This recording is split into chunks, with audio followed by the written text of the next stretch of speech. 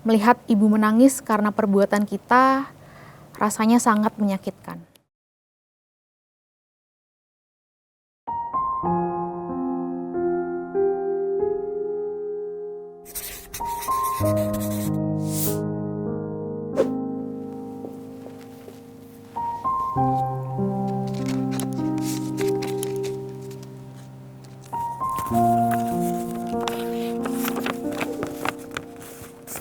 Aku baru menikah Agustus lalu, dan seminggu yang lalu baru banget mengalami keguguran. Rasanya nyesel banget, aku juga takut. Nyesel karena menurutku, aku dan suami udah menjaga semaksimal mungkin kandungan ini. Saat duduk di bangku SMA, aku memilih pergaulan yang salah, berteman dengan orang yang salah. Aku ikuti kelakuan dan kebiasaan mereka. Pacaran dengan si ini, pacaran dengan si itu, bolos sekolah, merokok. Bahkan aku pernah mencoba obat-obatan terlarang. Aku adalah anak broken home.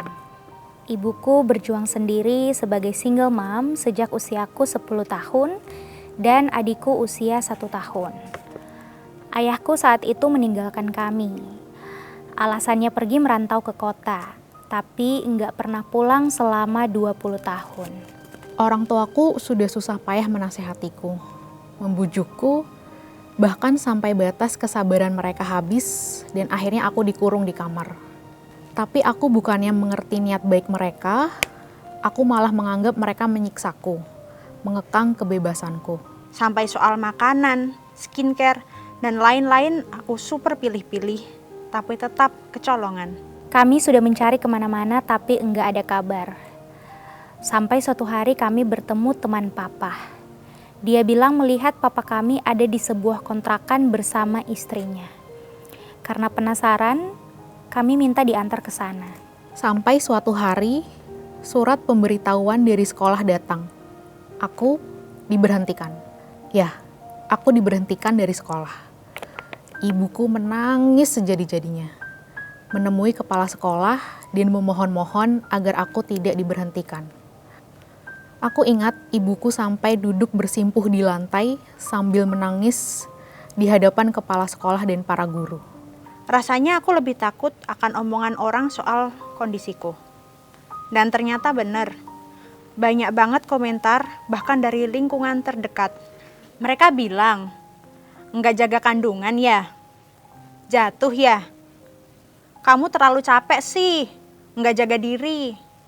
Dan macam-macam komentar lainnya. Ibuku memohon agar masa depanku tidak hancur. Melihat ibuku seperti itu, hatiku rasanya remuk. Ini ibuku yang selalu aku tentang. Aku menyakitinya sangat parah, padahal beliau begitu mencintaiku. Benar kata orang, melihat ibu menangis karena perbuatan kita rasanya sangat menyakitkan.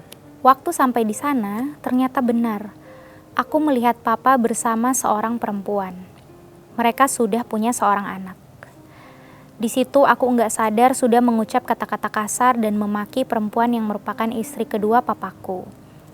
Aku hampir melayangkan pukulan, adikku dan tetangga di sekitar kontrakan papa berusaha menenangkan aku. Setelah itu kami langsung pergi meninggalkan papa dan tidak mengakuinya lagi sebagai papa kami. Alhamdulillah doa ibuku terkabul. Aku diberikan kesempatan kedua oleh sekolah dan bisa melanjutkan lagi sekolahku. Sejak itu, aku menghindari teman-temanku. Meskipun dibully, aku enggak peduli. Aku hanya ingin jadi perempuan baik, anak yang bisa dibanggakan oleh kedua orang tuaku. Tapi sekarang, aku menyesal pernah berkata kasar kepada papaku. Pengalaman itu sangat membekas, bahkan hingga sekarang, hingga aku punya anak. Aku takut hal serupa terjadi pada anakku. Aku enggak ingin mereka sepertiku dulu. Kini, ibuku sudah meninggal. Seandainya aku bisa mengembalikan waktu, aku rela meskipun diomeli ibu setiap hari. Tapi sayangnya itu tidak mungkin.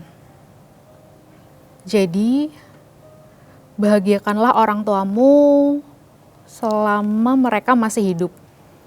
turuti nasihat mereka karena enggak ada orang tua yang ingin anaknya menderita.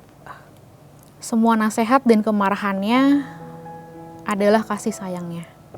Itu yang kukatakan pada anak-anakku. Suatu saat, kamu akan merindukan omelan ibumu.